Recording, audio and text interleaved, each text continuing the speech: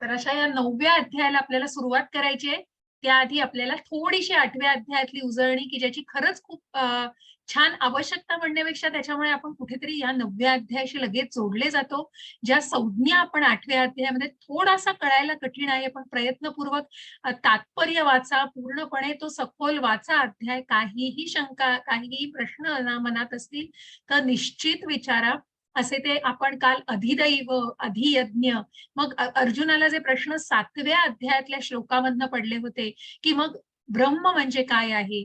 अध्यात्म म्हणजे काय आहे? अधिदैव काय आहे? अधिभूत काय आहे? अधियज्ञ काय आहे?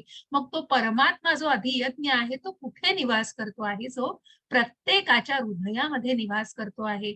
अशा या संज्ञांना आपण आणि पूर्णपणे जाणून घेतलंय. या भौतिक प्रकृती म्हणजे त्या अधिभूतामध्ये जे आपण वावरतो आहोत, मग ज्या अपरा शक्तीबद्दल आपण आधी जाणलंय, अशा या सगळ्यातून आपण काल मृत्यू समयी भगवंतांचं स्मरण करणं हे किती आवश्यक आहे आणि कशा प्रकारे शक्य आहे हे आपण 1-2 कथांमधूनही काल जाणलेलं आहे, की मग कसे ते परिणाम भोगायला लागतात आणि कशा प्रकारे एका अजामिलासारख्या इतक्या युक्त ब्राह्मणाला, वेदांचा अभ्यास असलेल्या ब्राह्मणाला, पण अगदी क्षणाचाही म्हणजे कुठेतरी त्या क्षणाच्या त्या मोहाने किती ते सगळं पालटून जातं बघा त्याचं. आणि म्हणूनच तो मोह, क्षणाचा तो लोभ, मोह, क्रोध हा सगळे हे जे सगळे आपले अवगुण आहेत आणि या सगळ्यांनी कुठेतरी जे बांधला गेलेला आहे माणूस, मग त्या क्षणाच्या त्या गोष्टींनी सुद्धा सगळं आयुष्य पलटायला किती कारणीभूत होतं आणि कशा प्रकारे ते त्या चुकीच्या मार्गाला जाऊन, परंतु मग सर्वात शेवटी मृत्यूसमयी अगदी जर्जर अशा अवस्थेमध्ये जेव्हा प्राण त्यागण्याच्या त्या क्षणी नारायण या आपल्या पुत्राला नारायण एवढं हाक मारल्यामुळे त्यांना कुठेतरी एक संधी मिळालेली आहे पुन्हा पृथ्वी लोकावरती. आणि मग त्यांना जेव्हा त्याची उपरती झालेली आहे, पुन्हा त्यांनी स्वतःला त्या आध्यात्मिक मार्गावरती पुन्हा मार्गस्थ केलं आणि प्रगत करून त्यांनी मोक्ष प्राप्ती केलेली आहे. अशा या अजामिलांना एक संधी मिळालेली आहे. परंतु अशातूनच आपल्याला जाणायचंय, की मग ज्या प्रभुपादांनी सांगितलं आहे, की वयाच्या अगदी लहानपणापासून मग ज्या कुलशेखराचं आपण सगळ्यात शेवटी जे वर्णन ऐकलेलं आहे, की मग या कफ, वात, पित्त या सगळ्यांनी जेव्हा कंठात तो प्राण येईल, मग इतकंही थांबून परंतु मग अगदी जेव्हा अवयव इतकी गात्र इतकी शिथिल होतील, की मग त्या तोंडातून आवाज फुटेल की नाही, भगवंताला बघणं त्या डोळ्यांनी किती शक्य आहे. अशा वेळेला किती भगवंतांचं स्मरण करू शकणार आहे. आणि म्हणूनच त्या गोष्टीचा सराव, त्या गोष्टीची पहिल्यापासून कुठेतरी जे आत्मसाक्षात्कारी भावनेमध्ये स्वतःला मार्गस्थ करून त्या परमतत्वाला, कारणांचे कारण परमकारण जे भोक्तारम यज्ञ तपसाम सर्व लोक महेश्वरम, की मी भोक्ता आहे, मी हे सगळं केलेलं आहे, याच देहधारी भावनेमध्ये जे जगता आहेत त्यांना ते जाणून घेणं खूप कठीण आहे. आणि म्हणूनच मग मरणाच्या वेळी मृत्यू समयी ज्या भीष्म पितामह भीष्मांना आपण जे बघितलेलं आहे बाणांच्या शय्येवरती, परंतु विष्णू सहस्त्र नामाचा जप करून त्यांनाही मोक्ष प्राप्ती आणि ज्या भगवंतांचं प्रत्यक्ष दर्शन समोर होत होतं, की ज्यांनी अगदी जाणून होते पूर्णपणे, पण कुठेतरी त्या भर सभेमध्ये द्रौपदीचं वस्त्रहरण बघताना कुठेतरी फक्त मान खाली घालून ते तिथे ज्या प्रकारे त्यांनी कुठेतरी ज्या आपल्या नातवाला आणि कुठेतरी त्या अधर्मी वृत्तीला साथ दिली आहे, मग त्या सगळ्यातून कुठेतरी त्या अधर्माच्या बाजूने युद्ध करून त्यांना नंतरही जी बाणांच्या शय्येवर मात्र मग ज्या अर्जुनाने मग सगळ्याची कल्पना होती हो. आणि म्हणूनच या सगळ्यातून की जे भगवंत प्रत्यक्ष ज्यांचं जे तिथे उपस्थित होते या सगळ्यांनी प्रत्येक कुरुक्षेत्रावरच्या जीवाला ही मुक्ती प्राप्त झालेली, मोक्ष प्राप्त झालेला आहे.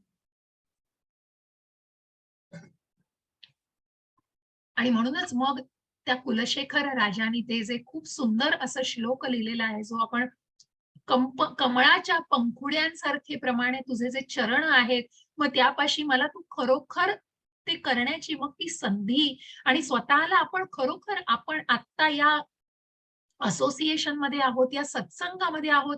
नामनिष्ठ प्रभूजींना खूप लाख लाख वेळेला धन्यवाद. कारण की त्यांच्यामुळे आज आपण घरात बसून बघा, की आपण या भगवद्गीतेच्या या उपदेशाला, भगवंतांच्या उपदेशाला आपण जाणू शकतोय. आणि हे जे सत्संग आहे, हे जे असोसिएशन आहे इस्कॉन बरोबरचं, त्याच्यामुळे जे काही ज्ञान आपल्याला मिळते आणि प्रत्येक वेळी हे ज्ञान खूप महत्वाचं आहे.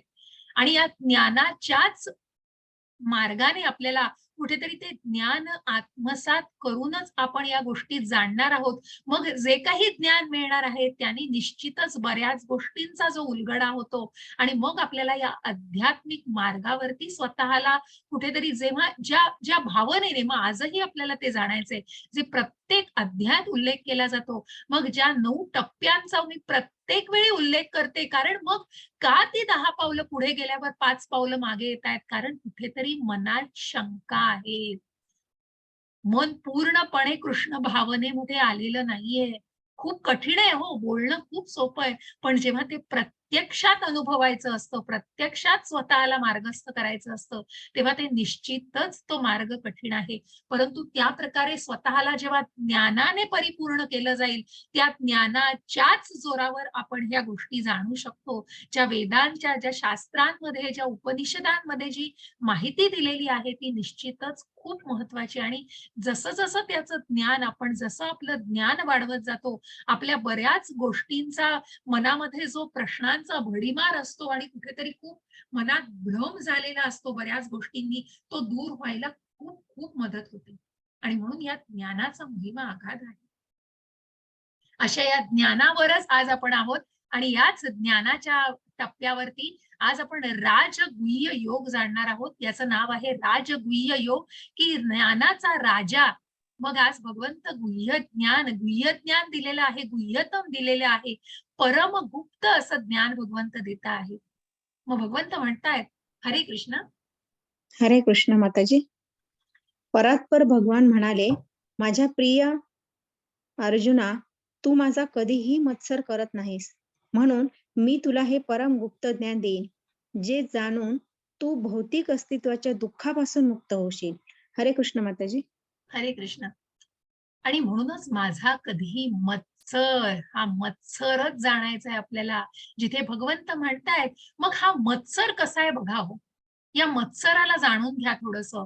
का भगवंत अर्जुनाला म्हणतायत? कारण मत्सर या मायावादी, या भौतिक जगामध्ये बघ, जेव्हा जे तर्कवादी, जे मायावादी, मूर्ख, नराधम वेगवेगळ्या गोष्टींनी आपण त्यांना संबोधलेलं आहे.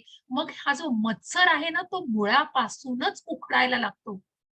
ज्या क्रोधाचं, ज्या लोभाचं, ज्या मोहाचं जे रूपांतर कुठेतरी परिवर्तित, ज्या गोष्टी कुठेतरी परिवर्तित होऊ शकतात.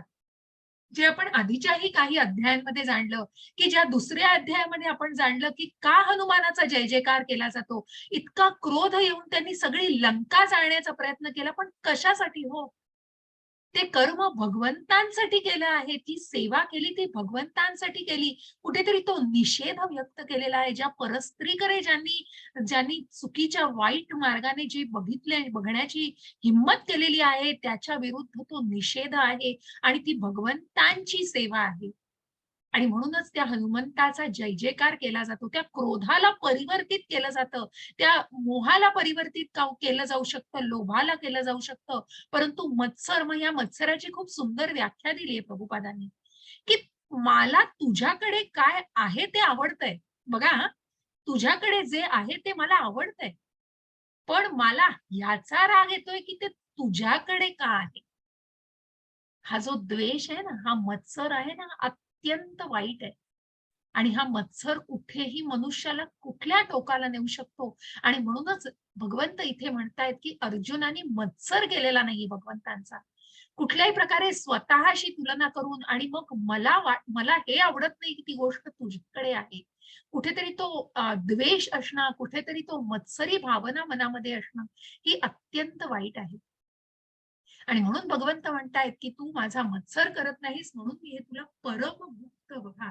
मग हे गुप्त ज्ञान, जे ज्ञानाचा राजा, राजगुह्य ज्ञान आहे, हे जाणून तू भौतिक अस्तित्वाच्या, मग हे असं ज्ञान आहे, की ज्याच्यामुळे तू या ज्या भौतिक प्रकृतीत वावरतो आहेस, तिथून या दुःखालयम, या दुःखांपासून तू तू निश्चितच मुक्त होशील. ज्या अस्तित्वाच्या, मग अंजली माताजीने एक कालचा प्रश्न आहे तो आपण मी नंतर घेणार आहे. ज्या युधिष्ठिराची तुम्ही गोष्ट सांगितली, यक्षाने जे मग 20 प्रश्न विचारले होते, परंतु त्या एका प्रश्नाचं जे उत्तर आहे ते नक्की आपण नंतर शेवटच्या त्या वेळामध्ये मी परत अंजली माताजींशी बोलीन, त्यांना जो काही प्रश्न आहे तो. आणि म्हणूनच म्हणजे जाणून भौतिक अस्तित्वाच्या दुःखापासून तू मुक्त होणार आहेस, हे ज्ञान तू माझ्याकडनं आता जाणून घे. राजविद्या राजगुह्यम पवित्रमिदमुत्तमं प्रत्यक्षावगमं धर्म्यं सुसुखं कर्तुमव्ययम्. हरे कृष्ण. हरे कृष्ण माताजी. हरे कृष्ण. सर्व गोपनीय ज्ञानात अत्यंत गोपनीय असे ज्ञान म्हणजे सर्व ज्ञानांचा राजा आहे. हे अत्यंत पवित्र ज्ञान आहे आणि ते अनुभवजन्य प्रत्यक्ष आत्मज्ञान देणारे असल्यामुळे ते धर्माची परिपूर्णता आहे. हे ज्ञान अविनाशी आणि आचरण करण्यास अत्यंत सुखकारक आहे. हरे कृष्ण माताजी. हरे कृष्ण. मग या गोपनीय ज्ञानात बघा आपल्याकडे काय हो, मग तुम्ही म्हणाल की गोपनीय ज्ञान, मग हे गोपनीय नसून हे सगळ्यांना या ज्ञानाचा खजिना उघडलेला आहे. परंतु या ज्ञानात काय दडलं आहे, त्या ज्ञानांचा राजा काय सांगतो. मग आपले सिक्रेट्स काय हो या मटेरियल, या भौतिक जगामध्ये. मग कुठेतरी लाजिरवाणी गोष्ट असते ती सिक्रेट म्हणून ठेवली जाते, परंतु हे भगवंत गुप्त ज्ञान इतक्या उघडपणे भगवंतांनी त्या खजिन्याला, त्या ज्ञानाच्या खजिन्यातून हे अत्यंत गोपनीय ज्ञान, जे ज्ञानांचा राजा आहे, ते ज्ञान अर्जुनाला दिलेलं आहे. कारण तो भगवंतांचा मत्सर करत नाहीये, तो उत्तम सखा आहे, प्रिय भक्त आहे भगवंतांचा. आणि म्हणूनच अनुभवजन्य प्रत्यक्ष आत्मज्ञान देणारे, मग जिथे प्रत्यक्ष या प्रॅक्टिकल जगामध्ये, या भौतिक जगामध्ये ती धर्माची परिपूर्णता आहे, जे असं ज्ञान मी तुम्हाला देणार आहे की ज्याच्यामुळे अनुभवजन्य प्रत्यक्ष आत्मज्ञान, ती प्रत्यक्ष जे प्रॅक्टिकल नॉलेज आहे ते तुम्ही जाणू शकाल. हे अत्यंत आचरण्यामध्ये खूप सहज आणि खूप सुखकारक आहे. असं हे अविनाशी, मग ज्या ज्ञानाला आपण जाणणार आहोत, मग ज्या देहधारी भावनेबद्दल आपण म्हणतो आणि ज्या आत्मिक भावनेबद्दल आपण बोलतो, मग ज्या देहधारी भावनेबद्दलच्या बऱ्याच गोष्टी या क्षणभंगूर असतात हो. पण हे जाणतंय का कोणी? नाही, कारण त्या गोष्टीमध्ये अडकून पडलेला आहे जीव. आणि म्हणूनच मग ते जाणून घ्यायचं आहे. हरे कृष्ण माताजी. हरे कृष्ण माताजी. 9.3 हे परंतप अर्जुना, ज्याची या भक्ती मार्गावर श्रद्धा नाही त्यांना माझी प्राप्ती होऊ शकत नाही. म्हणून या भौतिक जगतामध्ये जन्म मृत्यूच्या मार्गावर त्यांचे पुनरागमन होते. हरे कृष्ण माताजी. हरे कृष्ण. मग ज्यांची या भक्ती मार्गावरती, मग हा भक्तीचा मार्ग हा प्रत्येक या अध्यायामध्ये आहे. आणि म्हणूनच या भक्ती मार्गावरती मग ती श्रद्धा, मग इथेच कुठेतरी मेघ आहे, इथेच कुठेतरी आपल्याला तो चेक पॉइंट आहे बघा, की ज्याच्यावरती श्रद्धा नाहीये, मग ती श्रद्धाच नसेल तर पुढे जाऊन साधू संग, भजन क्रिया, अनर्थ निवृत्ती, ती रुची, ती चव, ती तोंडावर नामस्मरणाची रुची, नामस्मरणाचा जप करताना कशी काय मनामध्ये एकाग्रता येईल, कारण ती श्रद्धाच मिसिंग आहे हो. आणि म्हणूनच ती श्रद्धा अत्यंत महत्वाची आहे, तरच ते पुढचे टप्पे गाठले जाऊ शकतात. माझी प्राप्ती मग होऊ शकत नाही. आणि या भौतिक जगतामध्ये मग पुन्हा जन्म मृत्यू जरा व्याधी या सगळ्यामध्ये पुन्हा तुम्हाला समाविष्ट केलं जातं. मग कशा प्रकारे या गोष्टीला, मग जसं मी म्हंटल की या मत्सरी भावनेला मुळापासून उपटून टाकलं पाहिजे. कारण कुठेतरी बघा झाडाला जाळलं जातं किंवा जाड्याच्या अनेक गोष्टी, मग जे आपण जी, एक मिनिट हा,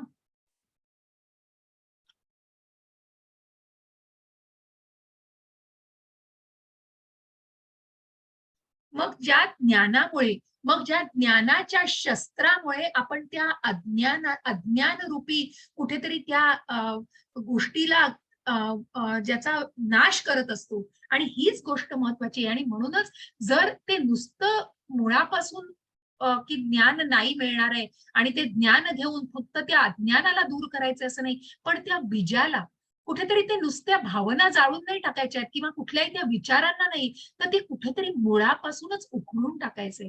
हे अत्यंत महत्वाचं आहे. आणि मगच ती कुठेतरी जी हाव आहे, जो मोह आहे, लोभ आहे, या सगळ्यावरती कुठेतरी नियंत्रण येऊ शकतं. हरे कृष्ण. हरे कृष्ण माताजी. मी माझ्या मी माझ्या अव्यक्त रूपाद्वारे हे सर्व जगत व्यापले आहे. सर्व जीव माझ्या ठायी आहेत, परंतु मी त्यांच्या ठायी नाही. हरे कृष्ण माताजी. हरे कृष्ण. मग बघा की माझ्या अव्यक्त रूपाद्वारे जसं भगवंतांनी सांगितलं की ह्या सगळ्याची मी निर्मिती केलेली आहे. मी आध्यात्मिक जगताची निर्मिती ही भगवंतांचीच आहे आणि भौतिक जगताची निर्मिती ही पण भगवंतांचीच आहे. परंतु आपल्याला जाणायचं आहे आणि मग असं जाणायचं आहे की या सगळ्यापासून भगवंत अलिप्त आहेत. कुठल्याही या भौतिक जगतातील त्रिगुणांचा प्रभाव हा भगवंतांवर नाही. आणि म्हणूनच भगवंत अव्यक्त की परित्राणाय साधूनां विनाशाय च दुष्कृतां धर्म संस्थापनार्थाय संभवामि युगे युगे. ते अव्यक्त रूपाद्वारे सर्व जग व्यापलंय, सर्व जीव माझ्या ठायी आहेत, परंतु मी त्यांच्या ठायी नाही. आणि हेच आपल्याला जाणून घ्यायचं आहे की मग भगवंतांनी मग कुठेतरी तो जो संबंध आहे, ते जे अभ्युदय प्रयोजन आपल्याला 10व्या अध्यायामध्ये अजून सखोलपणे जाणायचंय त्याला.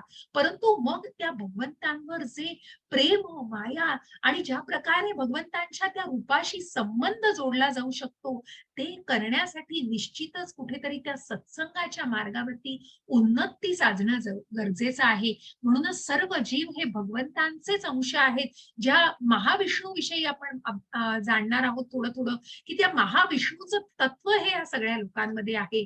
आणि म्हणूनच या सगळ्यामध्ये कुठेतरी क्षीरोदकशाही विष्णू आणि गर्भोदकशाही विष्णू, मग हे जे गर्भोदकशाही विष्णू आहेत आणि क्षीरोदकशाही विष्णू याच्यापैकी परमात्मा असून मग तो परमात्मा प्रत्येकाच्या हृदयामध्ये स्थित आहे. आणि म्हणूनच भगवंत म्हणतायत मी तुमच्या ठायी आहे, परंतु मी त्यांच्या ठायी नाही. माझ्या ठायी सर्वजण आहेत, पण मी त्यांच्या ठायी नाही. हरे कृष्ण. हरे कृष्ण माताजी. हरे कृष्ण. बोला. तरीही सर्व सृष्ट पदार्थ माझ्यामध्ये स्थित नाही. माझे हे योग ऐश्वर्य पहा. जरी सर्व जीवांचा पालन पोषण करता आणि सर्वव्यापी मी आहे, तरी सुद्धा मी या व्यक्त सृष्टीचा अंश नाही. मी स्वतःच सर्व सृष्टीचे उगम स्थान आहे. जसा प्रबळ वारा सर्वत्र वाहतो, नेहमी आकाशात विसावतो, त्याचप्रमाणे सर्व प्राणी माझ्यामध्ये विसावतात, हे जाणून घ्या. हरे कृष्ण माताजी. हरे कृष्ण. मग हे जे राजगुह्य ज्ञान भगवंत देत आहेत की मग जो ज्ञानांचा राजा आहे, मी कालही भक्तीचे 9 टप्पे आणि मग कशा प्रकारे भक्तीच्या मार्गातून मग भक्तीद्वारे भगवंतांनी इथे जर म्हटलेलं आहे की भक्ती मार्गावर ज्याची श्रद्धा नाही, मग ती श्रद्धा आणि त्या मार्गावरती जाणं गरजेचं आहे. आणि अशाच या भक्तीच्या मार्गावर मग या सेवांद्वारे कशा प्रकारे भगवंतांच्या ठायी स्वतःला अर्पण केलं जातं, की कर्म अर्पण केलं जातं भगवंतांना. मग ज्या 9 सेवांबद्दल आपल्याला आजही जाणायचं या अध्यायामध्ये, की मग श्रवणम, कीर्तनम, स्मरणम, पाद्य सेवनम, अर्चनम, वंदनम, साख्यम, दास्यम, आत्मनिवेदन, या 9 भक्तीच्या सेवा आहेत. आणि या सेवांद्वारे आपण भगवंतांच्या अधिक निकट जाऊ शकतो. आणि म्हणूनच ह्या सेवा किती, मग प्रत्येक गोष्टीतून ज्या श्रवणम, कीर्तनम, ज्या परीक्षित महाराजांनी जे कीर्तन ऐकलं, ज्या शुकदेव मुनींनी प्रत्यक्ष त्यांच्या मुखातून हे ज्ञान दिलेलं आहे, आणि अनेक मग गोष्टी आपण आपल्या एक मिनिट. ओके. मग या सगळ्या ज्या मी आता कीर्तनाबद्दलच्या श्रवणम, कीर्तनम, स्मरणम, अर्चनम, वंदनम, पादसेवनम, साख्यम, दास्यम, आत्मनिवेदनम, या सर्व सेवांमुळे कुठेतरी श्रवण केल्याने तुम्ही करताय ही उत्तम सेवाच ही भगवंतांची. आणि म्हणूनच श्रवणम, कीर्तनम, मी जे काही तुम्हाला सांगते आहे, मग जे वेगवेगळ्या प्रकारच्या ज्ञानाने स्वतःला अजून अजून उन्नत करू पाहतायत, त्यांनी निश्चित तो अभ्यास सखोल करणं महत्वाचं आहे. आणि मगच त्या सखोल अध्यायानुसार आपल्याला ते जाणवू शकतं.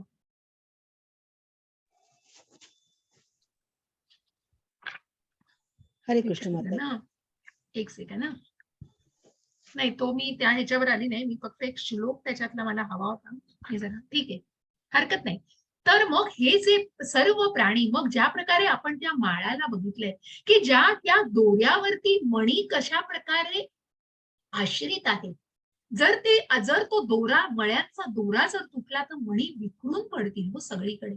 आणि म्हणूनच भगवंतांचं हे ऐश्वर्यातून भगवंत सांगतायत की मी सर्व जीवांचा पालन पोषण करता आहे, सर्व व्यापी मी आहे. मग पुढे जाऊन आपल्याला ज्या डेमिगॉड्स म्हणून भगवंतांनी, प्रभुपादांनी शब्द वापरलेला आहे, हे सर्व इतके निकट आहेत भगवंतांना. मग या सगळ्यांची सेवा आपण करणं हे चांगलंच आहे, परंतु कुठेतरी कृष्णाची सेवा केल्यावर निश्चित ते त्याही देवी देवतांना आवडेल.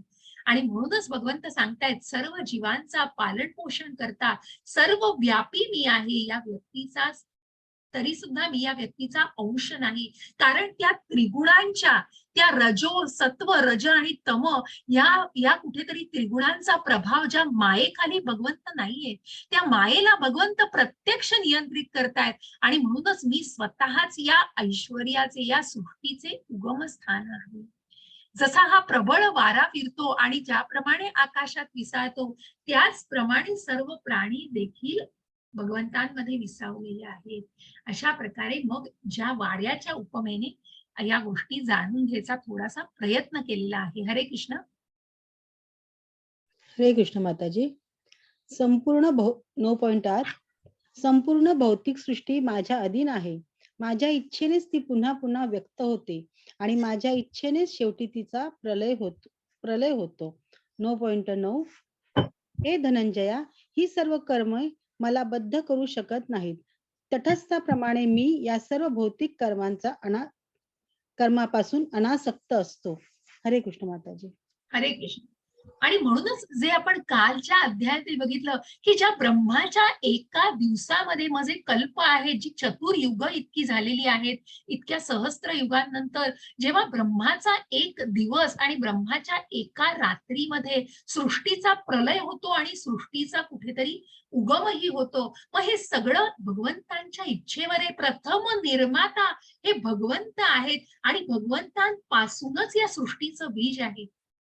आणि म्हणूनच भगवंत सांगतायत की पुन्हा पुन्हा भगवंतांच्या, मग एखादी उदाहरण द्यायचं प्रभुपादांनी सांगितलंय. एखादा राजा जेव्हा एखाद्या जेलमध्ये येतो तेव्हा तो तिथलं निरीक्षण करायला येतो. तो स्वतःच्या इच्छेने त्या कैद्यांना भेटायला येतो, पण कैदी काय समजतात की हा आपल्यापैकीच एक कैदी आहे.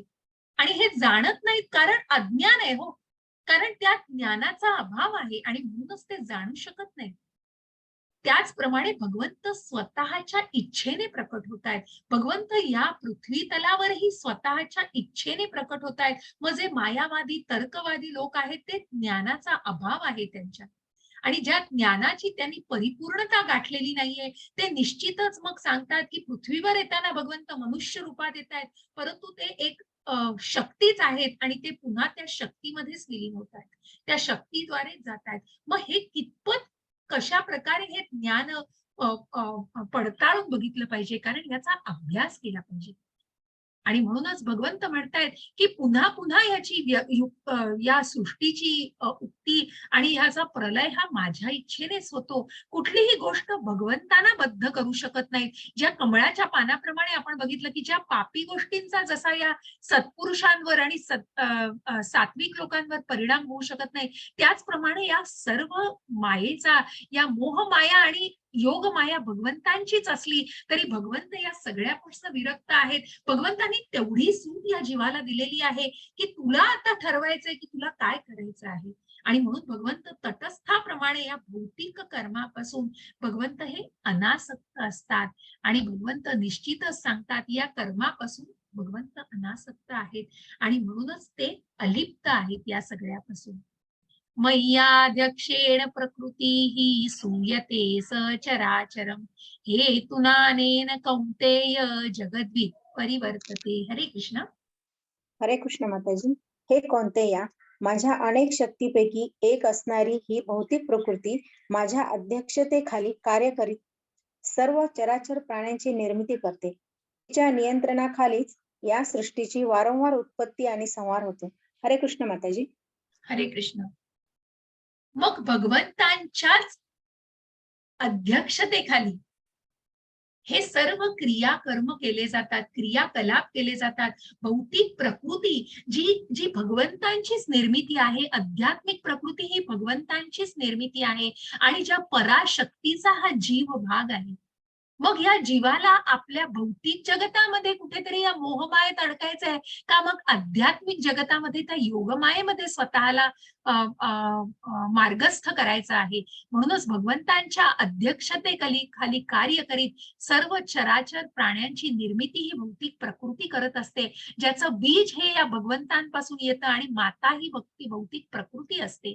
तिच्या नियंत्रणाखालीच या सृष्टीची वारंवार उत्पत्ती आणि संहार होत असतो. आणि म्हणूनच या सगळ्यामुळेच कुठेतरी तो संहार आणि उत्पत्ती थांबवू शकत नाहीत, परंतु त्याच्या नियंत्रणाखाली, भगवंतांच्याच नियंत्रणाखाली या सर्व गोष्टींची उत्पत्ती आणि संहार होतो. अवजानन्ति मां मूढा मानुषीं तनुमाश्रितं परं भावमजानन्तो मम भूतमहेश्वरम्. हरे कृष्ण. हरे कृष्ण माताजी. जेव्हा मी मानव सदृश्य रूपामध्ये अवतीर्ण होतो तेव्हा मूर्ख लोक माझा उपहास करतात. अस्तित्वातील सर्व वस्तूंचा परम अधीश्वर म्हणून माझे दिव्य स्वरूप ते जाणत नाहीत. हरे कृष्ण माताजी. हरे कृष्ण. मग जेव्हा बघा, जे 4 व्यक्ती भगवंतांना शरण जाऊ शकत नाही, जे 7व्या अध्यायात आपण बघितलं, मग ज्याच्यामध्ये भगवंतांनी त्यांना मूर्ख म्हटलेले आहे. मूर्ख, नराधम, असुरी, राक्षसी प्रवृत्तीचे जे लोक आहेत, ते भगवंतांचा उपहास करण्यामध्येच त्यांना कुठेतरी समाधान मिळत असतं का काय? की अशा प्रकारे अज्ञानामध्ये ज्या भगवंतांनी या सृष्टीची सर्व निर्मिती केलेली आहे, कुठेतरी ती कृतज्ञता येण्यापेक्षा ते मूर्ख लोक भगवंतांचा उपहास करतात आणि अस्तित्वातील सर्व वस्तूंचा परम अधीश्वर म्हणून माझे दिव्य रूप ते, मग अशा रूपाला ते जाणत नाहीत. ज्या परम तत्वाला, कारणांचे कारण जे भगवंत आहेत, त्या भगवंतांना ते जाणू शकत नाहीत. कारण ते कुठेतरी त्या मूढ वृत्तीमध्ये असतात आणि त्या मूढ वृत्तीमध्ये भगवंतांचा काही लोक त्या गोष्टीला उपहासाद्वारे नेतात. परंतु ज्या दृढ श्रद्धेने आपण ही गोष्ट केली जाते ती अत्यंत महत्वाची आहे आणि म्हणून ती श्रद्धा जाणून घ्या. मोघाशा मोघ कर्माणो मोघ ज्ञानाविचेतसः राक्षसीमासुरीं चैव मोहिनीं श्रितः. हरे कृष्ण. हरे कृष्ण माताजी.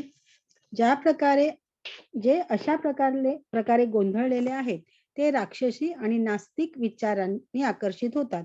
त्या भ्रमित अवस्थेत त्यांच्या मुक्तीचा आशा, त्यांचे फलदायी क्रियाकलाप आणि त्यांचे ज्ञान संस्कृती या सर्वांचा पराभव झाला आहे. हरे कृष्ण माताजी. हरे कृष्ण.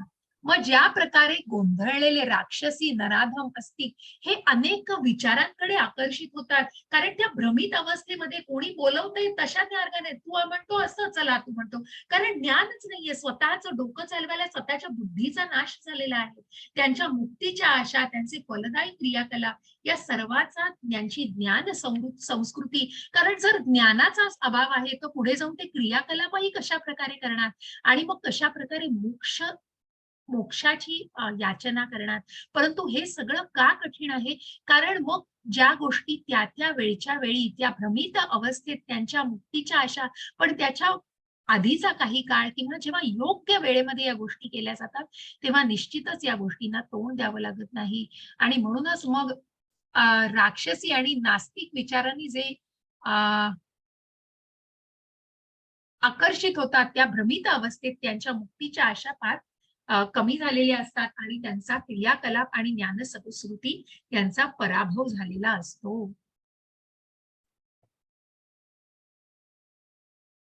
मग हे कोण जाणत नाहीत? मग ज्यांनी, जे नराधम आहेत, मूर्ख लोक आहेत, ते गोंधळलेले आहेत आणि त्यांना काय खरं काय खोटं आणि कशा प्रकारे ते त्या गोष्टींमध्ये विभाजन करू शकत नाहीत आणि त्या गोष्टींच्या व्यतिरिक्त इतर विचारांकडे आकर्षित होतात की जे कदाचित चुकीच्या मार्गावरचे असतील, परंतु त्यासाठी हे ज्ञान घेणे गरजेचं आहे. आणि म्हणूनच अशा महात्म्यांच्या कथा आणि या 9व्या अध्यायाचं पठण हे खूप आवश्यक आहे. निश्चित तुम्ही हे 9व्या अध्यायाचं पठण करा. महात्मानस्तु मां पार्थ दैवी प्रकृतिशमाश्रिताः. एक मिनिट. महात्मानस्तु मां पार्थ दैवी, क्लिअर नाही काय माझ्या याच्यामध्ये, एक सेकंद द्या जरा.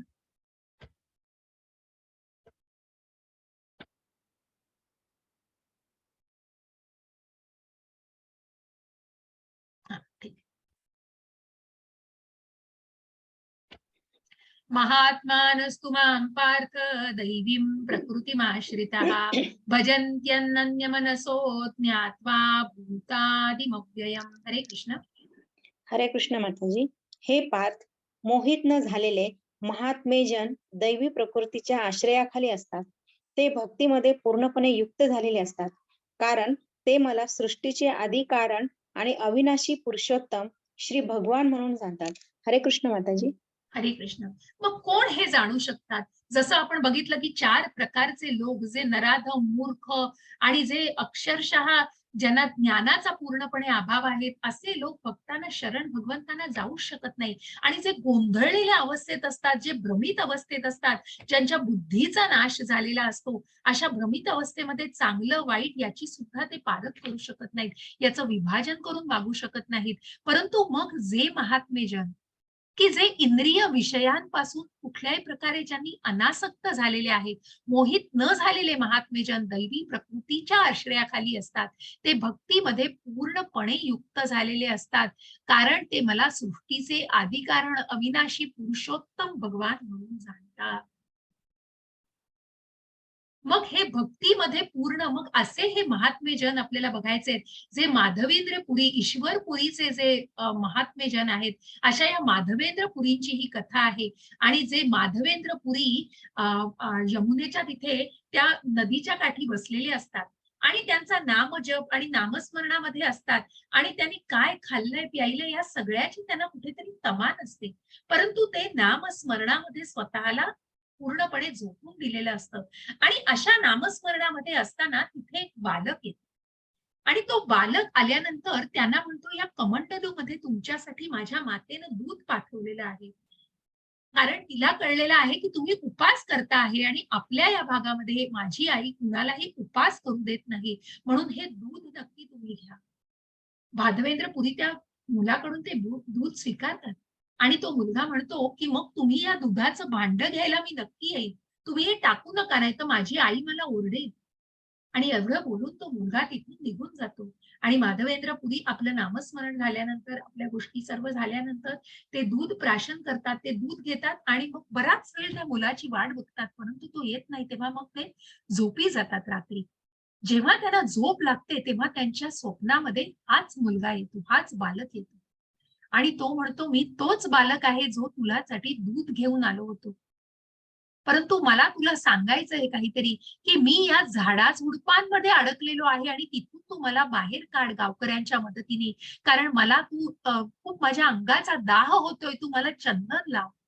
आणि मग मला माझं माझं बोलणं शोषलं गेलंय, किंवा मला एक मिनिट हं. आणि म्हणूनच मग तू कशा प्रकारे हा एक मिनिट, स्लाइड एक दुसरी, एक सेकंद घ्या.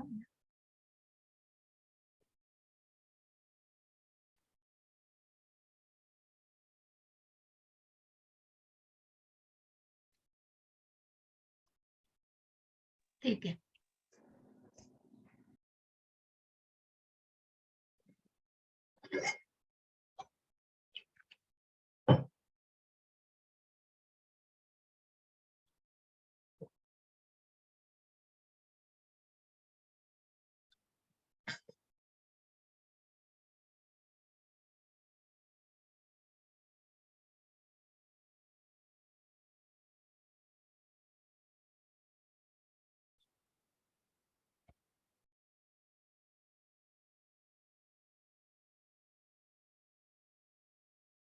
मग ते त्यांच्या स्वप्नामध्ये ते बालक येतात, आणि मी तोच बालक आहे जो तुझ्यासाठी दूध घेऊन आलो होतो, आणि माझं नाव गोपाल आहे, आणि मी या झाडाझुडपांमध्ये अडकलेलो आहे. ठराविक जागा ती त्या स्वप्नामध्ये दाखवतात माधवेंद्र पुरींना. आणि मी इथे अडकलेलो आहे. काही वर्षांपूर्वी मला या पुजाऱ्यांनी इथे आणून लपवलं होतं. काही हल्ले झाले त्यावेळेला त्या पुजाऱ्यांनी तिथे आणून लपवलेलं होतं ते भगवंतांना. आणि म्हणूनच तू मला इथून बाहेर काढ. माझ्या अंगाचा दाह होतोय. तू मला चंदनाचा लेप लाव. तू मला भूक लागलेली आहे. मला नैवेद्य अर्पण कर. या सगळ्याला भगवंत सांगून तिथून खडबडून जागे होतात माधवेंद्र पुरी, आणि त्यांना पश्चाताप होतो की अरे, आपण भगवंतांकडून सेवा घेतलेली आहे. मग ते सर्व त्या गावकऱ्यांना जमवतात आणि त्या ठिकाणी ज्या स्वप्नामध्ये ती जागा दिसलेली असते तिथे जातात आणि त्या झाडाझुडपांमध्ये प्रत्यक्ष तिथे भगवंतांची मूर्ती असते. आणि ती मूर्ती घेऊन मग ती प्रतिष्ठापना करून देऊळ बांधलं जातं आणि ते देऊळ दुसरं तिसरं कुठलं नसून ते नाथद्वाराचं भगवंत आहेत आणि भगवंत ते नाथद्वाराचे भगवंत आहेत जे श्रीनाथजी आहेत. असं ही अशी मूर्ती आहे आपल्या या पुढच्या अध्यायामध्ये 1-2 कुठल्यातरी फोटोंमध्ये तुम्हाला मी ती दाखवीन श्रीनाथजीची मूर्ती. आणि ती श्रीनाथजींचीच मूर्ती माधवेंद्र पुरींनी तिथे देऊळ बांधलेलं आहे आणि त्याचंच ते देऊळ आहे भगवंतांचं देऊळ. अशा प्रकारे जे महात्मे जन आहेत की ज्यांना खाण्यापिण्याची देखील तमा नसते आणि तिथे प्रत्यक्ष भगवंत त्यांची काळजी घेत आहेत. आणि म्हणूनच भगवंत म्हणतायत की ज्यांनी जाणलेलं आहे कारणांचे कारण आणि पुरुषोत्तम भगवानांना ज्यांनी जाणलंय की ज्या प्रत्येक जीवाचं निर्मिती ज्यांनी केलेली आहे, जे सृष्टीचे आदी कारण आहेत, अविनाशी आहेत, अशा या भगवंतांना ज्यांनी पुरुषोत्तम म्हणून जाणलेलं आहे, ते निश्चितच हे महात्मे जन आहेत आणि ते भगवंतांच्या स्वभावाची प्राप्ती करतात. सततं कीर्तयन्तो मां यतन्तश्च दृढव्रतः नमस्यन्तश्च मां भक्त्या नित्ययुक्ता उपासते. हरे कृष्ण. हरे कृष्ण माताजी. हे महात्मे जन सतत माझे कीर्तन करीत, दृढ निश्चयाने प्रयत्न करीत आणि मला वंदन करीत भक्तिभावाने नित्य माझी उपासना करतात. हरे कृष्ण माताजी. हरे कृष्ण. मग हा नाच जो आहे हा प्रभुपादांनी की हात वर करून कीर्तन हरे कृष्ण कृष्ण कृष्ण हरे हरे. मग ज्या संकीर्तनामध्ये की अनेक लोक एकाच वेळेला या नृत्याच्या तालावर की भगवंतांचं कीर्तन करतात की सततं कीर्तयन्तो माम, की मग ज्या माझ्या कीर्तनामध्ये जो झोकून देतो, जो लीन झालेला असतो माझ्या उपासनेमध्ये आणि जे माझे सतत कीर्तन करतायत दृढ निश्चयाने, मग इथे कुठेतरी जे मी सांगितलं की ही जी श्रद्धा आहे, हा मनातला जो निर्मळपणा आहे बघा, ज्या चेहऱ्यावर प्रभुपादांचा चेहरा बघा किती निर्मळपणा आणि भगवंतांच्या त्या दृढ भावनेमध्ये आणि त्या श्रद्धेमध्ये इतकी ती निर्मळता चेहऱ्यावरती दिसतीये. मग ती श्रद्धा, म्हणूनच इथे कुठेतरी चेक पॉइंट असतो की ज्या आध्यात्मिक मार्गावरती मग का पुढे गेलं जात नाहीये, का कृष्णावरती पूर्ण श्रद्धा नाहीये, का कुठेतरी या अध्ययन वर्गामध्ये पूर्ण लक्ष लागत नाहीये, कारण मग कुठेतरी ती श्रद्धा कमी पडतीये. ती नित्य उपासना करण्यामध्ये ती श्रद्धा कमी पडतीये आणि तिलाच पडताळून बघायचंय, त्या श्रद्धा भावनेला कुठेतरी जाणून बघायचा प्रयत्न करतोय. आणि मग हे महात्मे जन या श्रद्धेने पूर्णपणे युक्त असतात आणि ते स्वतःला त्या मग जसं मी सांगितलं 9 भक्तीच्या सेवा आहेत, तसे म्हणून भक्तीच्या 9 टप्प्यांमधनं जाऊन त्यांनी ती समाधीस्थ अवस्था केव्हाच प्राप्त केलेली असते.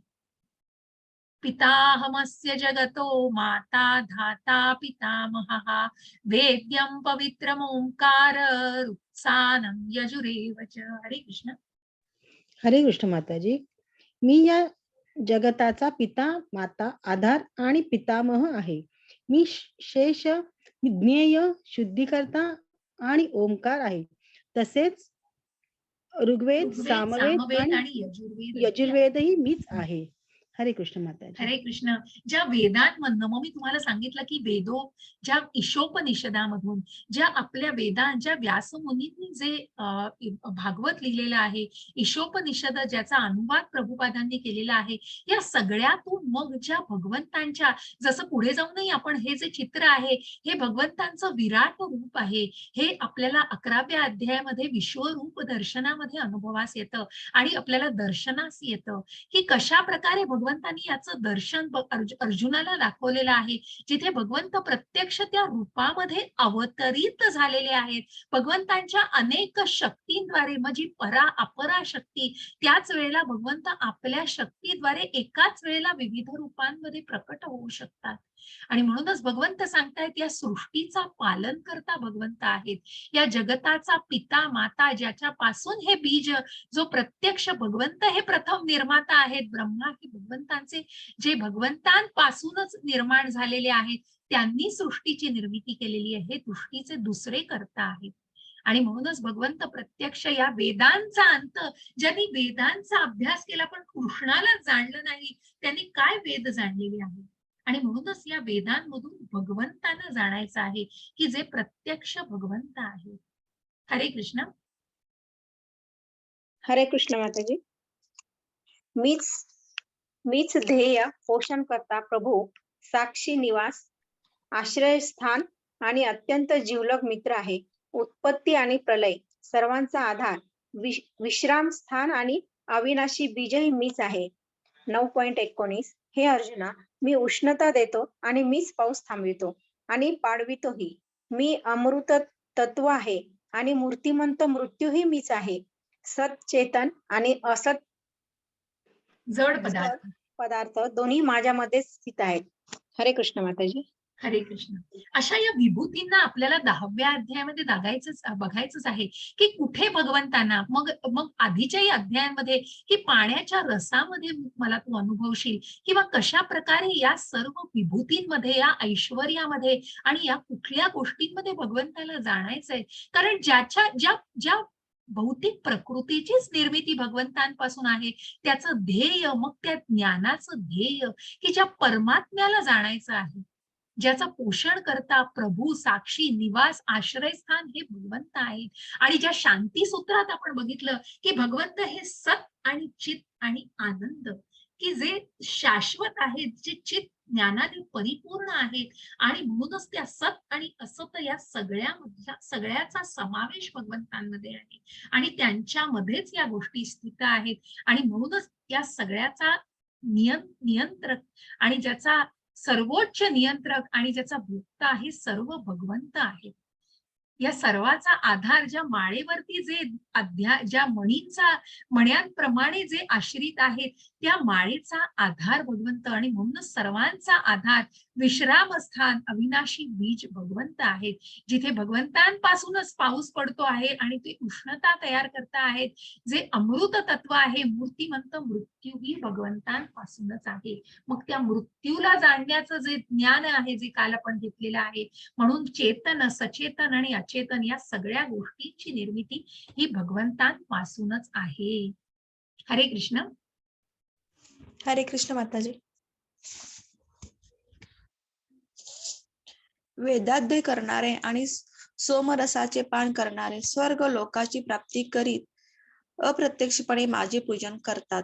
असे पाप कर्मापासून शुद्ध झालेले लोक इंद्रांच्या पुण्य लोकांमध्ये जन्म घेतात आणि त्या ठिकाणी ते देवाप्रमाणे दिव्य भोग उपभोगतात. याप्रमाणे स्वर्ग लोकातील अमर्याद विषय सुखाचा भोग घेऊन पुण्यकर्म क्षीण झाल्यावर ते पुन्हा या मृत्यू लोकात परत येतात. अशा रीतीने वेदोक्त भक्ताचे धर्माचे सिद्धांताचे पालन करून जे इंद्रियोभोग प्राप्त करतात त्यांना पुन्हा केवळ जन्म मृत्यूच्या चक्रात पडावे लागते. हरे कृष्ण. हरे कृष्ण. मग जसं अर्जुनाला कृष्णांनी सांगितलं की तुला जेव्हा तू जिंकशील तेव्हा तू पृथ्वी तलावरती राज्य करशील, परंतु जरी तुझं या युद्धामध्ये तुला मरण करायला लागलं तरी तुला कुठेतरी स्वर्ग प्राप्ती होईल. आणि म्हणूनच त्या स्वर्ग सुखाला मग अनेक पुण्यवान लोक बघा पुण्य करतात. मग हे दान केलंय, ते दान केलंय, मी या शाळेला हे दिलं, मी ते शाळेला दिलं. मग कुठेतरी प्रभुपाद म्हणतात शो वॉटर स्पिरिच्युअलिझम नको हो, कारण कुठेतरी दाखवेगिरीसाठी ते दान, तप, यज्ञ करू नका. आणि म्हणून प्रभुपादांनी खूप सुंदर संज्ञा की मग दाखवण्यासाठी, हे फक्त शो साठी करू नका. तर प्रत्यक्ष वेदाध्ययन करणारे मग जे काही दान किंवा यज्ञ तप केलं जातात आणि जे पूजा केली जाते त्यापासून पुण्य मिळतं, पण ते पुण्य क्षीण असतं हो, ते पुण्य क्षणभंगूर असतं. पापकर्मांपासून शुद्ध झालेले हे लोक मग ज्या पापापासून शुद्ध होतात, परंतु ते इंद्राच्या पुण्य लोकामध्ये काही ठराविक काळ असतात आणि मग ते जे दिव्योपभोग असं सुख उपभोगतात, पण त्या सुखाला पुन्हा ती गाडी खाली येते हो. कारण ती गाडी जशी वर चढते, जिथे पुण्य केलंय, हे केलंय, ते केलंय, म्हणून जे पुण्य केलेलं असतं, पण पुन्हा उठून जेव्हा ते पुण्य क्षीण होतं तेव्हा ती खालच्याच मार्गाला लागते आणि मग पुन्हा त्या पृथ्वी तलावरती जन्म, मृत्यू, जरा, व्याधी या सगळ्या चक्रामध्ये पडायला लागतं. आणि म्हणूनच ज्यांचं पालन करून जे स्वर्गात लोकातील अमर्याद विषय सुखाचा भोग घेऊन पुण्यकर्म क्षीण झाल्यावर पुन्हा मृत्यूलोकात परत येतात आणि अशा रीतीने वेदोक्त धर्माचे पालन करून जे इंद्रियोपभोग प्राप्त करतात त्यांना मग ज्या इंद्रिय वासनेच्याच जे आहारी आहेत, कारण मग पुण्य क्षीण झाल्यानंतर पुन्हा जेव्हा पृथ्वी तलावर जन्म येतो तेव्हा ते वेदोक्त धर्माचे सिद्धांतांचे पालन करून कुठेतरी पुण्य कमवण्याच्या दृष्टीने ते इंद्रियोपभोग करतात आणि म्हणूनच त्यांना पुन्हा पुन्हा केवळ या जन्म मृत्यूच्या चक्रातच सापडायला लागतं. अनन्याश्चिंतयन्तो मां ये जनाः पर्युपासते तेषां नित्याभियुक्तानां योगक्षेमं वहाम्यहम्. हरे कृष्ण. हरे कृष्ण माताजी. पण जे माझी भक्तिभावाने पूजा करतात, माझ्या दिव्य स्वरूपाचे चिंतन करतात, त्यांच्याकडेही जे उणे आहे ते मी त्यांच्याकडेच नेतो आणि त्यांच्याकडे जे आहे ते जपतो. हरे कृष्ण माताजी. हरे कृष्ण. मग जे भक्त भगवंतांना जसे मी म्हटलं विशेष आहेत की जे भक्तिभावाने भगवंतांची पूजा करतात, दिव्य रूपाचं चिंतन, जे नामस्मरण करतात, या कलियुगाचा जो यज्ञ आहे, जप यज्ञ, त्यांच्याकडे जे उणे आहे मग भगवंत निश्चितच त्या भक्तीची काळजी घेतात, त्या भक्ताचं रक्षण तर करतात परंतु त्याच्या भक्तीचंही रक्षण केलं जातं. म्हणून जे पुण्य कर्म एवढ्या जन्मामध्ये केलेलं आहे ते निश्चितच कुठे वाया जात नाही आणि म्हणूनच पुढच्या जन्मी जो जन्म मिळेल त्या जन्मामध्ये निश्चितच तुम्ही त्या पुण्य कर्माला पुन्हा सुरू कराल, परंतु भगवंतांनी त्याचं रक्षण केलेलं आहे आधीच्या भक्तीचं. आणि म्हणूनच जे काही आहे ते जिंदगी के साथ भी आणि बाद भी, बघा जे योगक्षेमम वहाम्यम LIC वापरतं तसंच भगवंतांनी सांगितलेलं आहे की मग जे काही उणं आहे मग तुम्हाला पाहिजे ते नाही मिळणार, परंतु जे तुमच्याकडे उणं आहे, जे आवश्यक आहे ते भगवंत निश्चित देतील आणि भगवंत त्याची जपणूकही करतील, कुठेतरी त्याला व्यवस्थितपणे जपतील भगवंत, मग त्या भक्तीचं रक्षण करतील भगवंत. ये पन्य देवता भक्ता यजन्ते श्रद्धयान्वितः ते अपि मामेव कौन्तेय यजन्त्य विधिपूर्वकम्. हरे कृष्ण. हरे कृष्ण माताजी. हे कौंतेया, जे लोक इतर देवतांचे भक्त आहेत आणि जे त्यांचे श्रद्धेने पूजन करतात ते वस्तुतः माझेच पूजन करतात, परंतु त्यांची ती आराधना चुकीच्या मार्गाने केलेली असते. हरे कृष्ण माताजी. हरे कृष्ण. मग जसं आपण आधीच्याही अध्यायांमध्ये हा उल्लेख बघितला की मग कृष्ण भावना जोपासायची आहे, इतर देवी देवतांना स्वतःच्या स्वार्थासाठी त्या सकाम कर्मामध्ये मला हे हवंय ते हवंय, बुद्धी हवी आहे म्हणून गणपतीची पूजा, धन हवंय म्हणून लक्ष्मीची पूजा, ताकद हवी आहे म्हणून दुर्गेची पूजा केली जाते, अशी अनेक देवी देवतांची पूजा केली जाते. परंतु भगवंत सांगताय तिथे की ज्या श्रद्धेने ते पूजा करतात ती पूजा माझ्यापर्यंतच पोहोचते.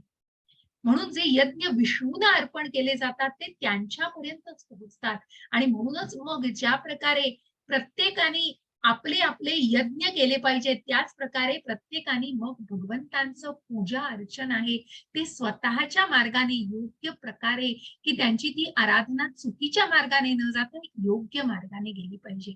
आणि म्हणूनच जे अत्यंत श्रद्धेने पूजन करतात ते वस्तुतः माझेच पूजन करतात आणि म्हणूनच अशा प्रकारे त्या परमात्मा रूपी अशा हृदयामध्ये निवास केलेला असतो भगवंतांनी. परंतु जे देवतांचे पूजा करतात त्यांना देवतांमध्ये जन्म मिळतो, स्वर्गलोकामध्ये. मग जे कुठेतरी पुढे जाऊन आपल्याला मला वाटतं तो श्लोक आहे, येस, यान्ति देवव्रता देवान् पितृद्यांति पितृव्रतः भूतानि यान्ति भूतेज्या यान्ति मत्याजिनोति माम्. हरे कृष्ण. हरे कृष्ण माताजी. जे देवतांची पूजा करतात ते देवतांमध्ये जन्म घेतील, जे भूत आणि आत्मा यांची पूजा करतात ते अशा प्राण्यांमध्ये जन्म घेतील, जे पूर्वजांची पूजा करतात ते पूर्वजांकडे जातात आणि जे माझी उपासना करतात ते माझ्या बरोबर राहतील. हरे कृष्ण माताजी. हरे कृष्ण. आणि म्हणूनच भगवंत म्हणतायत की मग ज्या देवी देवतांची पूजा केली जाते हे सगळे यज्ञ, या पूजा सगळ्या भगवंतांना अर्पण केल्या जातात आणि म्हणूनच देवी देवतांनाही तेव्हाच आनंद होईल जेव्हा ते विष्णूंना अर्पण केलं जाईल. कारण देवी देवता इतक्या कालही आपण बघितलं की जे प्रत्यक्ष ब्रह्मा भगवंतांची स्तुती त्यांना ऐकवतात आणि भागवतासारख्या गोष्टीचा जे अभ्यास केला जातो आणि अशा प्रकारे मग ज्या ज्या गोष्टींची जे जे पूजा करतात त्यांना ती योनी प्राप्त होते, त्या प्रकारे ते तिथे जन्म घेतात. म्हणून जे देवतांची पूजा करता आहेत त्यांना देवतांमध्ये जन्म मिळतो. जे भूत आत्मा पिशाच अशी कुठल्याही अघोरी गोष्टीची पूजा करतात त्यांना निश्चितच खालची योनी आणि प्राणांमध्ये जन्म मिळतो. पूर्वजांची उपासना करणाऱ्यांना पूर्वजांमध्ये आणि निश्चितच जे भगवंतांची उपासना करता आहेत, पूजा करता आहेत ते भगवत धामाला निश्चित पोहोचू शकतात. मग कठीण आहे का हो एवढी पूजा करणं भगवंतांची? मग ज्या भगवंतांची पूजा की भगवंत म्हणत नाही तुम्ही 60 माझ्यासाठी 56 भोग करा आणि दररोज मला तेवढेच भोग खायला मिळाले पाहिजेत, नाही. तर भगवंत सांगतायत पत्रम पुष्पम फलम तोयम यो मे भक्त्या प्रयच्छति तदहम तदहम भक्त्युपरुत्मश्नामि प्रयतात्मनः तदहम भक्त्युपरुतम अश्नामी प्रयतात्मनः. हरे कृष्ण माताजी. हरे कृष्ण माताजी. जर कोणी मला प्रेमाने आणि भक्तीने एखादे पान, फूल, फळ किंवा पाणी अर्पण केले तर मी ते स्वीकारेन. हरे कृष्ण माताजी. हरे कृष्ण. मग भगवंत म्हणतायत हो की मला काहीही मी स्वीकारेन. खूप सुंदर भावाग्राही जनार्दन म्हणून कथा आहे याच्यावर की मग भगवंतांना अर्पण केलेलं एक पान, एक फूल किंवा एक चमचाभर पाणी तुम्ही भगवंतांना पाणी नुसतं मनापासून, मग ती भक्ती, मग ती भगवंतांचं प्रेम त्याच्यामध्ये दिसलं पाहिजे आणि त्या प्रेम भावनेने ते अर्पण केलं पाहिजे भगवंतांना. आणि जर ते भगवंतांना त्या प्रेमाने अर्पण केलं तर भगवंत निश्चितच त्या एका पानाचा, फुलाचा, फळाचा किंवा पाण्याचा निश्चित स्वीकार करतील. यत् करोषि यदश्नासि यज्जुहोषि ददासि यत् तपस्यसि कौन्तेय तत् कुरुष्व मदर्पणम. हरे कृष्ण.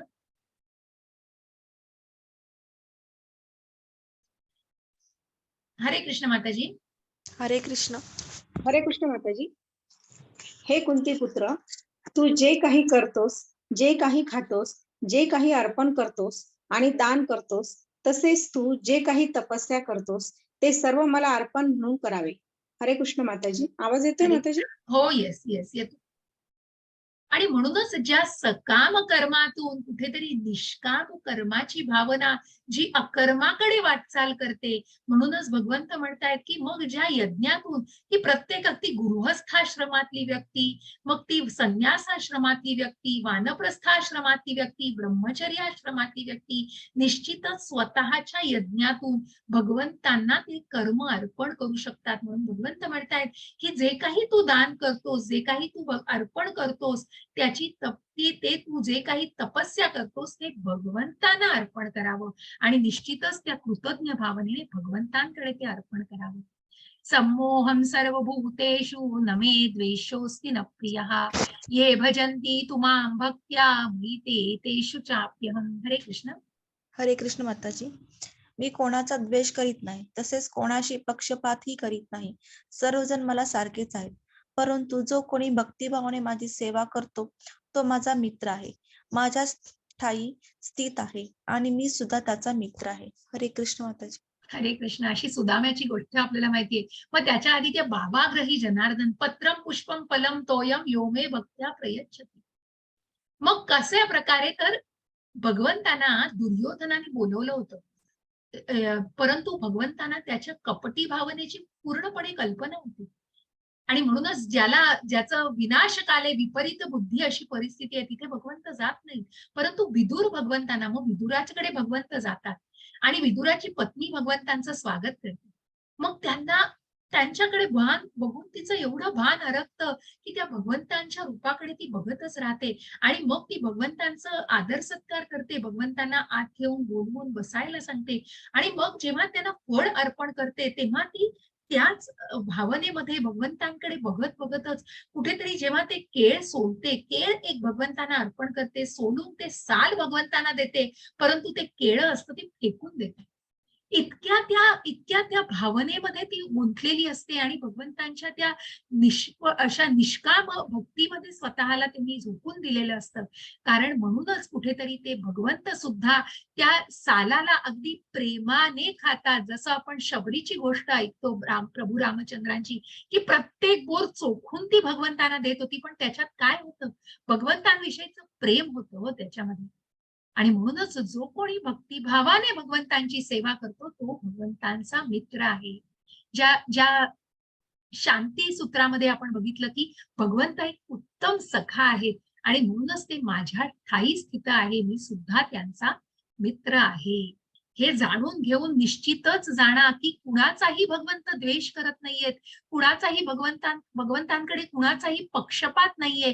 सर्व जण भगवंतांना सारखे आहेत. मग कुठल्याही स्त्री, पुरुष, शूद्र, वैश्य, क्षत्रिय, ब्राह्मण असा कुठलाही भेदभाव नाहीये. जे कोणी आहेत ते भगवंतांना आपला यज्ञ अर्पण करू शकतात. अपि चेत सुदुराचारो भुजते मामन्य भाग साधुरेव समंतव्य सम्य व्यवसितो हि सहा. हरे कृष्ण. हरे कृष्ण माताजी. जरी एखाद्याने अत्यंत घृणास्पद कृत्य केली तरी तो भक्ती सेवेत गुंतला असेल तर ते योग्य स्थितीत असल्यामुळे त्याला संत मानले पाहिजे. हरे कृष्ण. आणि म्हणूनच मग एखाद्याने जरी गुणात हे जटाई मदाई आहे, जे चैतन्य महाप्रभूंच्या काळामध्ये त्यांनी जरी काही अपराध केलेले होते तरी त्यांना कुठेतरी क्षम्यता दिली गेली. ज्या प्रकारे आपण वाल्याचा वाल्याकोळी बघतो, मृगारींचे मृगारी ऋषी झालेले आहेत आणि म्हणूनच ते कुठेतरी स्वतःला त्या महात्म्या त्या मार्गावरती मार्गस्थ करून अतिशय घृणास्पद ज्या मृगारी ऋषींची आपण कथा ऐकली की जे प्राण्यांना अर्धमेल्या अवस्थेमध्ये मारत असत. का? कारण स्वतःच्या उपजीविकेसाठी. परंतु इतकं घृणास्पद कृत्य आपण बघूही शकत नाही. आणि म्हणूनच मग अशी घृणास्पद कृत्य केली तरीही कुठेतरी भक्तीमध्ये जर भगवंतांच्या तो मनुष्य आला तर या भक्तीसाठी कुठलंच क्वालिफिकेशन नाहीये हो. या भगवंतांच्या भक्तीमध्ये यायला कुठल्याही प्रकारची पात्रता नाही. मनामध्ये श्रद्धा पाहिजे, मनामध्ये ती प्रेमभावना पाहिजे, तरच तो भगवंतांच्या त्या स्वभावाची प्राप्ती करू शकतो. क्षिप्रम भवति धर्मात्मा शश्वच्छन्ति निगच्छति कौन्तेय प्रतिजानीहि न मे भक्त्या प्रणश्यति. हरे कृष्ण. हरे कृष्ण माताजी. तो त्वरित नीतिमान बनतो आणि शाश्वत शांती प्राप्त करतो. हे कुंती पुत्र, माझ्या भक्ताचा कधीही नाश होत नाही. निर्भय हो आणि ही घोषणा कर. हरे कृष्ण माताजी. हरे कृष्ण. मग ज्या प्रल्हाद महाराजांचं चित्र तुम्हाला दिसतंय बघा, की म्हणूनच मग दुष्कृत्यांचा परित्राणाय साधूना विनाशाय च दुष्कृतम धर्म संस्थापनार्थाय संभवामी युगे युगे. आणि म्हणूनच हे माझ्या कुंतीपुत्रा, माझ्या भक्ताचा कधीही नाश होत नाही. हा भक्त कायम भगवंतांचा विशेष असतो की ज्याच्या भक्तीची भगवंत अगदी मुलांनी अशी मौल्यवान म्हणून ते रक्षण करतात आणि निश्चितच ते साठवून ठेवतात. कुठेतरी अशा भक्ताचा कधीही नाश होत नाही. निर्भय हो आणि ती घोषणा कर, तू युद्धाची घोषणा कर. मां हि पार्थ व्यपाश्रित्य येपि स्युः पापयोनयः स्त्रियो वैश्यास्तथा शूद्रास्तेपि यान्ति परां गतिम्. हरे कृष्ण. हरे कृष्ण माताजी. हे पृथाच्या पुत्रा, जे माझा आश्रय घेतात, जरी ते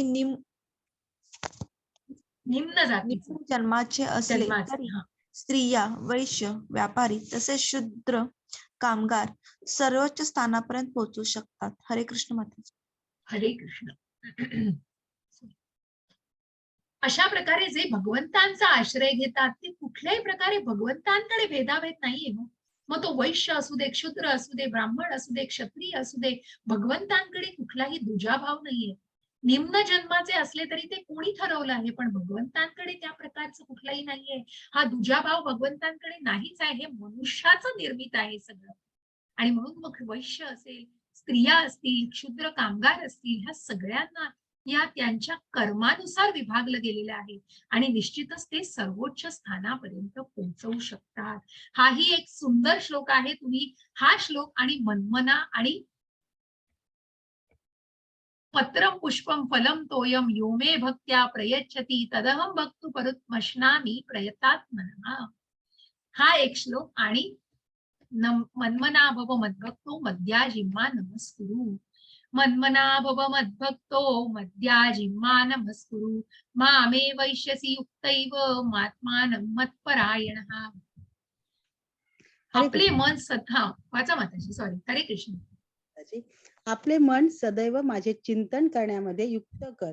माझा भक्त हो, मला नमस्कार कर आणि माझे पूजन कर. माझ्यामध्ये पूर्णपणे रममाण झाल्याने तू निश्चितच मला प्राप्त होशील. हरे कृष्ण माताजी. हरे कृष्ण. आणि म्हणूनच मग ज्या प्रकारे तू माझं चिंतन कर, भगवंत प्रत्यक्ष सांगतायत हो त्यांच्या मुखकमलातून.